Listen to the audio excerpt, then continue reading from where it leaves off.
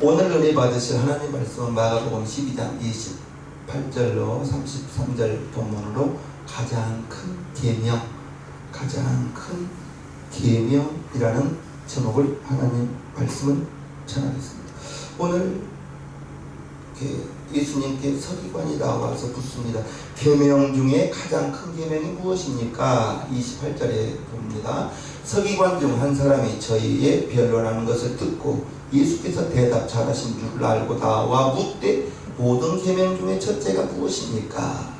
예수님께 물어본 거예요. 계명 중에, 하나님의 말씀 중에 무엇이 가장 큽니까? 무엇이 첫째가 됩니까? 우리는 궁금한 것이 있으면 물어봐야 됩니다. 물어본 것은 부끄러운 게 아니에요. 모르는 걸 감추고 모르는 걸 안쳐가는 것이 부끄러운 것이지, 아이에게라도 내가 모르는 걸 있으면 겸손히 그거 어떻게 된 것이냐고 우리 성도님들은 묻기를 바랍니다. 아멘. 물어봐야 되는 거예요. 질문을 해야 되는 거예요.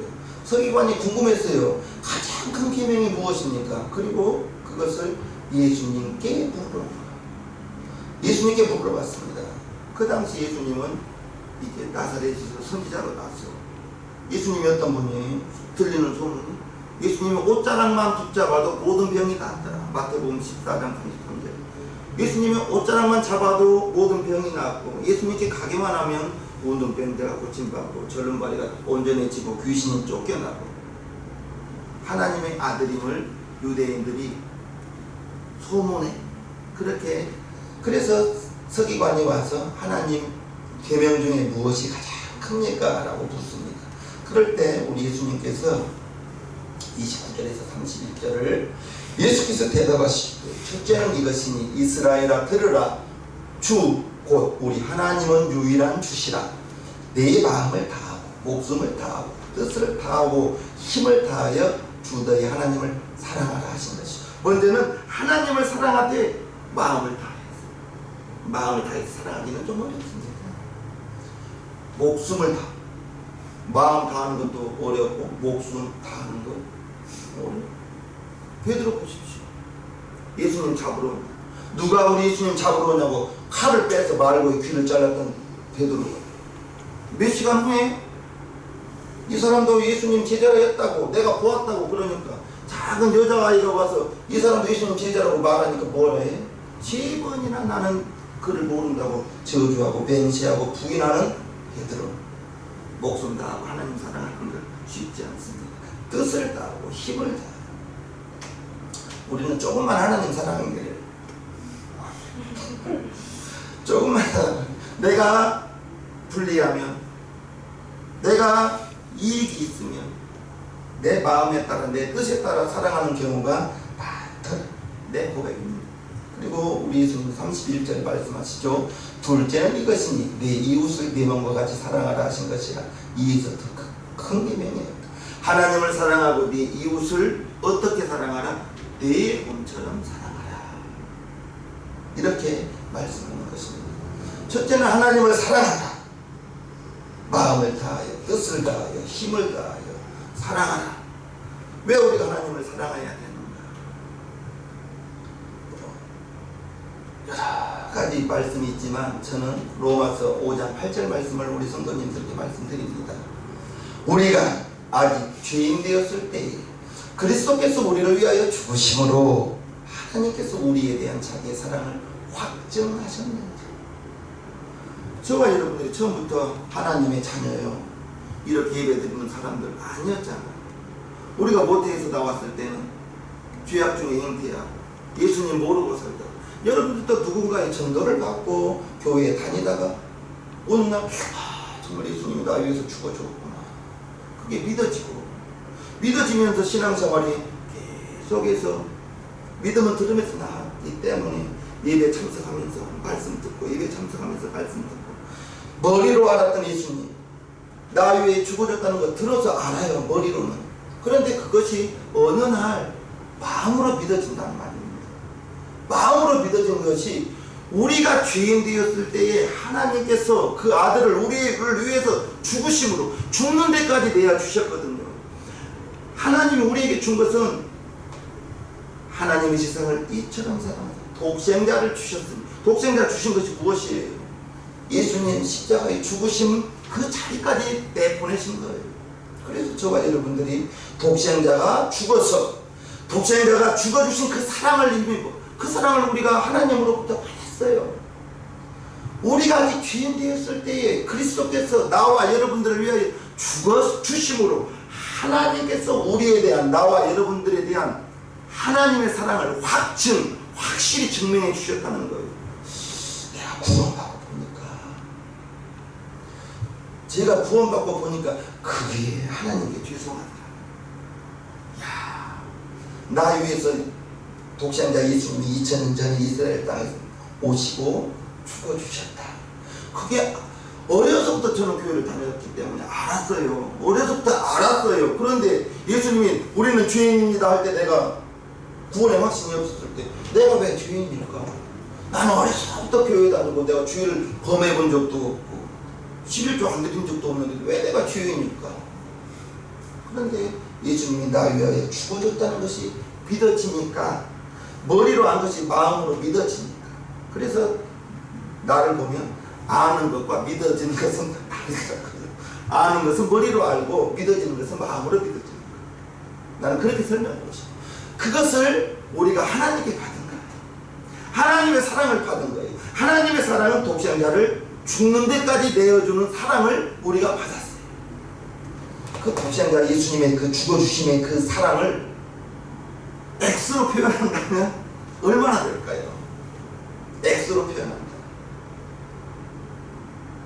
우리의 죄가 용서함 받은 것이 마태복음에 보면 1만 달란트의 빚을 탕감받았다라고 말하고 있어요. 1만 달란트 감이 안 오죠. 얼마인가를 1달란트가 6,000데나리온 1데나리온이 노동자 하루 품삯 그러면 6,000데나리온이면 20년 품삯인데 1만 달란트 그러면 20만 년의 품삯을 우리가 해결받아 감도 안 하죠. 얼마인지 내가 하나님으로부터 내 죄가 용서함 받고 그게 1만 달란트인데 20만 년 노동자 품삯인데 내게 100데나리온 빚진 자를 내가 용서하지 못하고 그를 갚을 것이 없다고 감옥에 넣으니까 저와 여러분들이 하나님을 사랑함은 마땅합니다. 나를 위해서 독생자를 죽는 데까지 하나님의 세상을 이처럼 사랑하사 독생자를 주셨으니 독생자를 주신 것은 독생자를 믿는 자마다 멸망치 않고 영생을 얻게 하려 하시냐.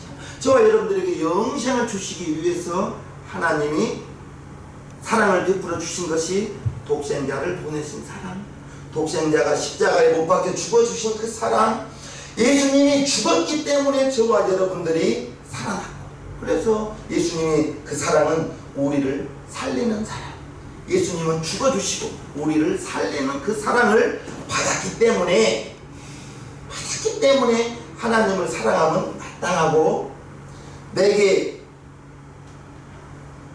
은행에 이렇게 채무가 있으면 이자를 내야 돼요. 이자 안 내면 안 됩니다.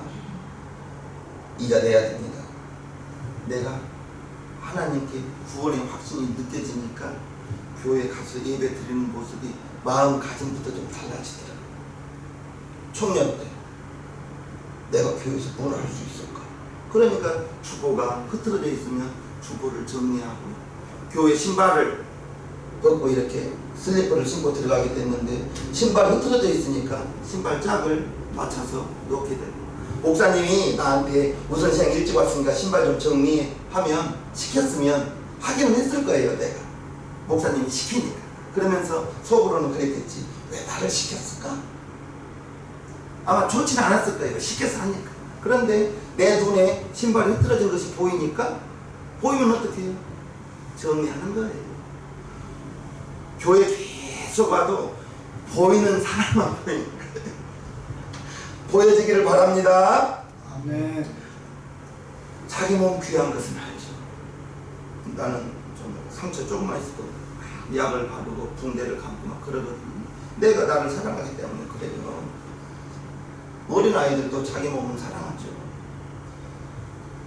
하나님을 사랑하고 이웃을 사랑하고, 즉 가장 큰 계명이 사랑이라는 계명으로 정리할 수가 있는데, 그래서 사도 바울 선생이 고린도전서 13장에 그런즉 믿음, 소망, 사랑 이 세 가지는 항상 있을 것인데 그 중에 제일은 사랑이라, 이렇게 사도 바울 선생이 고린도 교회에 편지를 보낸 것입니다. 사도 바울 선생이 고린도 교회에 수많은 교회 안에 은사가 나타나고 그 은사로 말미암아 힘있는 사역을 한다는 그 소식이 기뻤어요. 그래서 기뻤지만은 한편으로는 또 염려가 되었어요. 왜냐하면 고린도 교회에 많은 은사들이 나타났는데 12장 4절부터 보면요, 은사는 여러 가지나 성령은 같고 직임은 여러 가지나 주는 같으며 또 역사는 여러 가지나 모든 것을 모든 사람 가운데 역사하시는 하나님은 같으니 각 사람에게 성령의 나타나심을 주심은 유익하게 하려 하십니다. 이게 은사를 설명하시기 전에 사도 바울 선생이 뭐라 하냐, 성령이 여러 가지 9가지 은사를 설명하면서 성령이 9가지 은사가 나타날 터인데 왜 나타난다고요? 유익하게 하려. 각 사람에게 성령의 나타남을 주심은 유익하게 하려, 자랑하게 하는 것이 아니에요. 내 은사 받았다고 자랑하는 것이 아니라 유익하게 하려, 유익하게. 그래서 9가지 은사를 설명합니다. 8절부터 어떤 이에게는 성령으로 말미암아 지혜의 말씀, 어떤 이에게는 같은 성령을 따라 지식의 말씀, 다른 이에게는 같은 성령으로 믿음을, 어떤 이에게는 한 성령으로 병 고치는 은사를, 어떤 이에게는 능력 행함을, 어떤 이에게는 예언함을, 어떤 이에게는 영들 분별함을, 다른 이에게는 각종 방언 말함을, 어떤 이에게는 방언들 통역함을 주시나니 이 모든 일은 같은 한 성령이 행하사 그 뜻대로 각 사람에게 나눠 주시니. 9가지 은사를 말씀하고 있어요. 지혜의 은사, 지식의 은사, 믿음의 은사, 병고침의 은사, 능력의 은사, 예언의 은사, 영분별을 해야 됩니다. 영분별의 은사, 방언의 은사, 방언 통역의 은사, 이런 9가지 은사를 말하면서 각 사람을 유익하게 하고 위해서, 그리고 한 성령이 행하사 각 사람에게 나눠주신다고 했어요. 은사는 사모예요. 지혜의 은사, 지식의 은사, 믿음의 은사, 병고침의 은사, 그리고 능력, 행함, 예언함, 영분별, 방언, 통역, 이런 9가지 은사를 주시는 것이 왜 주신다고요? 자랑하게 하는 게 아니에요. 그래서 성령이 은사로 병고침의 은사가 나타나지, 내가 능력 받아서 신유 은사 받아서, 물론 신유 은사 받을 수 있어요. 그러나 그 신유 은사 받아서 이렇게 하나님의 사역을 하다가 종종 능력 받았다라고 생각하니까 자기가 자랑해버리는 거예요. 성령이 나타나서 성령의 은사로 병고침의 은사가 나타나면 내가 하는 거예요? 성령이 하는 거예요? 성령님이 나를 통해서 은사가 나타나서 병이 고쳐지는 것이기 때문에 성령님이 나를 사용하는 것이 감사하지 병 고치는 것이 자랑이 될 수가 없는 거예요. 그래서 은사는, 믿음의 은사는, 병 고침의 은사는 성령이 나를 통해서, 여러분들을 통해서 나타나는데 자랑하라고? 아니죠. 유익하게. 하나님의 살아계심이, 하나님의 일하심이, 성령의 역사하심이 나를 통해서, 여러분을 통해서 나타날 때 복음이 더 확실히 증거되고, 믿는 자가 손을 얹은즉 나으리라 했을 때, 내가 얹었을 때 병이 나으니, 하나님의 말씀이 히브리서 4장 12절 말씀, 하나님의 말씀은 살았고 운동력이 있다는 그 말씀이 얹은즉 나으리라, 그 말씀을 믿고 여러분들이 얹었을 때, 하나님의 말씀에 순종할 때 하나님이 병 고쳐주고 내가 고치는 게 아니야. 여러분들은 그걸 오해해서는 안 되는 거예요. 하나님이 성령의 은사가 나를 통해서, 여러분들을 통해서 나타나는 것은 자랑하는 것이 아니죠. 유익하게 하고 우리의 믿음을 더 굳세게 하고, 내가 믿는 그 하나님이 지금도 나를 통해서 여러분들을 통해서 역사해 주시는 것이 감사하다. 아멘. 감사. 성령의 9가지 은사를 고린도전서 12장에 설명하고 있는 거예요. 그래서 사도 바울 선생이 이런 은사들이 나타난 것이 두려워서 자랑하고 내 은사가 제일이다 그럴까봐 자랑하는 것이 아니라 너희들을 유익하게 하라. 각 사람에게 그 뜻대로 하나님의 뜻대로 나누어 주시느니라. 그래서 우리 세상의 성도님들은 은사를 사모하시기를 바랍니다. 한 가지 은사는 하잖아요. 우리가 방언 말함의 은사, 방언 말함의 은사. 방언 말한다는 것이 대단한 것입니다. 결국 고린도전서 13장으로 넘어가서 그런즉 믿음, 소망, 사랑 이 세 가지는 항상 있을 것인데 그 중에 제일은 사랑이다 하면서 계명 중에 가장 큰 계명 사랑을 설명하고 있는 것을 보고 있습니다. 사랑은 은사이기도 하면서 또한 사랑은 성령의 열매다. 갈라디아서 5장 22절 23절을 보면 오직 성령의 열매는 첫째가 사랑과 희락과 화평과 오래 참음과 자비와 양성과 충성과 온유와 절제니 이 같은 것을 금지할 법이 없다. 성령의 열매는 사랑과. 그래서 우리 세상명교회 성도님들은 사나운 분이 있어서는 안 돼요. 사나운 분은 사랑과는 거리가 멀죠.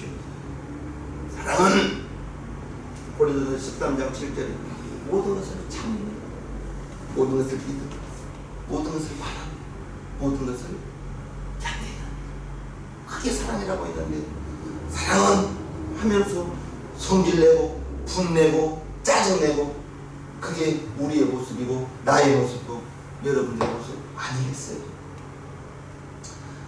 다 안 그런 것 같아요. 성령의 열매가 사랑이라는 겁니다. 사랑 안에 나머지 8가지가 저는 들어간다고 생각합니다. 사랑하기 때문에 오래 참을 수도 있고 사랑하기 때문에 온유할 수도 있고 절제할 수도 있고 그래서 우리 신앙교회 성도님들은 사랑의 열매가 주렁주렁 맺어지시기를 축복합니다. 공동체를 우리가 가정 공동체도 있고 교회 공동체도 있고 직장의 공동체도 있는데 그 공동체에 마음을 주고 시간을 주고 동참하고 그 공동체를 사랑하기 때문에 그렇습니다. 그러면 나라가 우목사는 가정 공동체에 대해서는 내가 참으로 미안하죠. 많이 미안하죠. 우리 사모님도 앉아있고 두 아들이 지금 앉아 계신데 정말 아빠로서 미안. 나는 가정에 있는 시간보다 교회에 있는 시간 훨씬 많은 아빠의 도움이 필요할 때 남편의 도움이 필요할 때 교회에 기도한다는 핑계로 교회로 가버렸거든. 그게 아이들에게는 사모님한테 큰 상처였죠. 지내고 보니까 그렇다.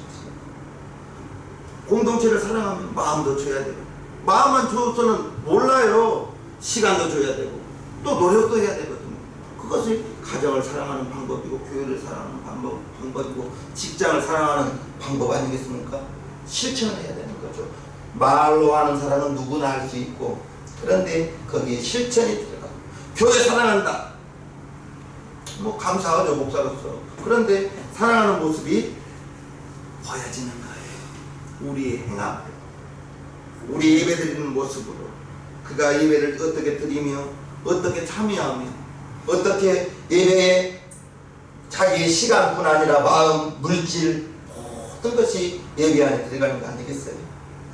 주님께서 사랑에 대해서 하나님을 먼저 사랑하고 이웃을 사랑하되 이웃을 어떻게? 내 몸처럼 사랑하고 자기 몸을 사랑하지 않는 사람 좀 이렇게 자존감이 낮은 사람들은 자기를 한없이 이렇게 나는요 배운 것도 없고요 키도 작고요 뭐 그러면서 자기 자존감이 낮은 사람들은 자기를 사랑할 줄 몰라요. 아니요. 여러분들이 얼마나 귀하냐. 1만 달란트의 빛이 해결된 사람들. 1만 달란트의 빛. 하나님이 여러분들을 자녀 삼기 위해서 독생자를 죽이면서까지 십자가에 매달라 죽이면서 우리는 그 피를 보고 그 피를 빚고 하나님의 자녀가 되었으니 여러분들은 귀한 분들이라는 거예요. 세상의 잣대로 우리를, 저와 여러분들을 판단하지 말기를 주님의 이름으로 축복합니다. 서기관이 예수님 앞에 고백을 합니다. 32절 33절 서기관이 가로되 전생이 올소이다. 하나님은 한 분이시요 그 외에 다른 이가 없다 하신 말씀이 참이니이다. 또 마음을 다하고 지혜를 다하고 힘을 다하여 하나님을 사랑하는 것과 또 이웃을 제 몸과 같이 사랑하는 것이 전체로 드리는 모든 번제물보다 기타 제물보다 다르니이다. 하나님은 한 분입니다. 우리의 유일한 고백이 되어야 됩니다. 하나님은 한 분이십니다. 그리고 이제 서기관이 자기 신앙 고백을 하나님은 한 분이시며 하나님을 사랑하는 것과 이웃을 사랑하는 것이 전체로 제물을 드리는 것보다 낫다라고 이렇게 말하고 있는 것입니다. 우리의 믿음은, 우리의 신앙은 우리의 행함으로 드러나는 거예요. 예수님께서 서기관이 그런 부분에 대해서 이제 자기의 삶을 모든 번제물을 드리는 것보다 하나님을 사랑하고 이웃을 사랑하는 것이 더 귀하고 낫다라고 이렇게 서기관이 고백하는데 예수님이 너무 기뻐하는 거예요. 호시아서 6절에도 나는 인애를 원하고 제사를 원치 않으며 번제보다 하나님을 아는 것을 더 원하노라. 예배가 필요 없다는 말이 아니죠. 예배가 필요 없다는 말이 아니라 내가 정말 원하는 것은, 하나님께서 저와 여러분들에게 원하는 것은 인애를 원하고 사랑을 원한다는 것입니다. 하나님을 사랑하는 것, 하나님을 아는 것. 그래서 예수님이 34절에 서기관에게 이렇게 말씀하십니다. 예수께서 지혜 있게 대답함을 보시고 이르시되 내가 하나님의 나라에 멀지 않도다 하시니 그 후에 감히 묻는 자가 없다. 하나님의 나라에, 내가 하나님의 나라에 멀지 않다. 얼마나 놀라운 축복입니까? 복음서에 이제 그와 같은 축복이 누가복음 23장에 있는데, 그래서 좀 골고다에 십자가 세 개가 섰잖아요. 예수님 좌편 강도 우편 강도. 그 좌편 강도 우편 강도가 예수님과 함께 달렸어요.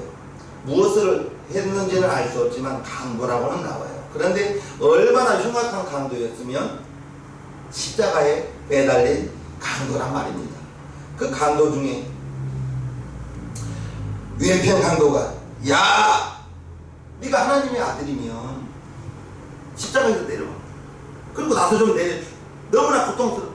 그러면 네가 내려와서 우리를 내려주면 내가 하나님의 아들인 걸 믿겠다. 그럴 때 오른편 강도, 너하고 나는 마땅히 죽을 일을, 우리의 행할 일이 죽을 일이지만 이분은 하나님의 아들 아니냐. 주 예수여, 당신의 나라에 임하거들라 나를 기억하소서. 그럴 때 우리 예수님이 네가 오늘 나와 함께 낙원에 있으리라 그렇게 고백하셨습니다. 누가복음 23장에 보면 달린 행악자 중 하나는 비방하여 가로되 네가 그리스도가 아니냐, 너와 우리를 구원하라 하되 하나는 그 사람을 꾸짖어 가로되 네가 동일한 정죄를 받고서도 하나님을 두려워 아니하느냐. 우리는 우리의 행한 일에 상당한 보응을 받는 것이 이에 당연하거니와 이 사람의 행한 것은 옳지 않는 것이 없느니라 하고 가로되 예수여, 당신의 나라에 임하실 때에 나를 생각하소서 하니 예수께서 이르시되 내가 진실로 내게 이르노니 오늘 내가 나와 함께 낙원에 있으리라. 오늘 낙원에 있겠다라고, 오늘 있겠다라고 말씀하시는 거예요. 오늘 있겠다. 오늘 내가 나와 함께 낙원에 있으리라. 언제 있겠다고요? 오늘입니다. 아멘. 우리는 구원은 오늘 이루어지는 거예요. 오늘 내가 믿음의 고백을 하면 오늘 이루어지는 거예요. 뿐만 아니라 누가복음 19장에 삭개오가 나오죠. 삭개오가 이제까지는 세리장으로서 물질로 이제 많은 사람들에게 손가락질 당하면서 비난당하면서 조롱당하면서 사람 인격적인 대접받지 못했을 때 그럴수록 물질에 대한 욕심으로 어마어마한 부를 축적하면서 물질로 보상받으려고 했습니다. 예수님께서 삭개오의 집에 하룻밤 같이 주무셨습니다. 밤새도록 어떤 대화를 나눴는지는 알 수 없지만 삭개오가 하룻밤을 주무시고 난 다음에 예수님과 함께 주무시고 난 다음에 이러한 고백을 하죠. 누가복음 19장에 삭개오가 서서 주께 여짜오되 주여 보시옵소서 내 소유의 절반을 가난한 자들에게 주겠사오며 만일 네 것을 토식한 일이 있으면 4배나 갚겠나. 예수께서 이르시되 오늘 구원이 이 집에 이르렀으니 이 사람도 아브라함의 자손이니로다. 밤새 무슨 이야기 했는지는 알 수 없어요. 그런데 하룻밤 예수님과 함께 예수님이 그 삭개오의 집에서 유하고 삭개오의 생각이 완전히 바뀌어버린 거예요. 이제껏 물질을 소유하고 빼앗은 것이 자기의 삶의 목적이었지만 내 소유의 절반을 가난한 자들에게 주겠습니다. 이거 쉬운 일 아닙니다. 쉬운 일 아니에요. 만일 남의 것을 토식한 것이 있다면 4배를 갚겠습니다. 예수님 만나고 자기의 마음의 생각이 삶의 목적이 완전히 바뀌어져 버린 거예요. 예수님이 오늘 구원이 이 집에 이르렀다. 이도 아브라함의 자손이다. 오늘입니다. 우리는 내일이 중요한 것이 아니라 오늘이 중요한 것입니다. 삭개오의 구원도 오늘 이루어졌고 십자가 오른편의 강도도 네가 오늘 나와 함께 낙원에 있으리라. 오늘 낙원에 있겠다고 오늘 구원받았습니다. 저와 여러분들이 서기관이 예수님께 가장 큰 계명이 무엇이죠? 라고 물었을 때 하나님을 사랑하는 것, 이웃을 사랑하는 것. 하나님을 사랑하고 이웃을 사랑하기 위해서는 먼저는 여러분들을 사랑하십시오. 여러분들을 사랑해요. 여러분들이 여러분들 자신을 사랑하고 그리고 여러분들이 정말 예수님이 나 위해서 십자가에 죽어준 그 사랑 때문에 제가 여러분들이 하나님의 자녀가 되었다는 여러분들의 자존감을 한껏 좀 높이시기를 바랍니다. 아멘. 하나님이 여러분들을 우리가 아직 죄인 되었을 때에 하나님께서 독생자를 이 땅에 보내셔서 죽게 하신 것이 그것이 우리를 향한 하나님의 사랑을 확실히 보여주신 사랑이라고 로마서 5장 8절에 말하고 있죠. 그 사랑을 내가 여러분들이 받았다. 하나님이 나에게 해준 것, 나 예수 믿고 얻은 것 아닙니다. 구원받았습니다. 구원을 받고 보니 나머지는 덤입니다.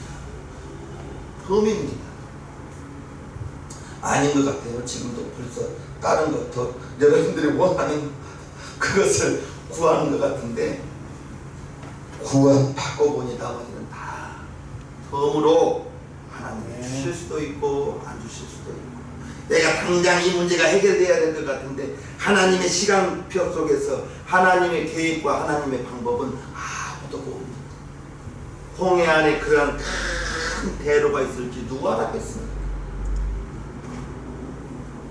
영화 보면 얼마 바다가 길이가 얼마 안 된 것처럼 느껴지는데 아닙니다. 60만 명의 군인만 60만 명이 하룻밤에 그 바다를 건너가기 위해서는 성경학자들이 연구해 보면 최하 물길이 2km 이상은 벌어졌다는 거예요. 2km 이상.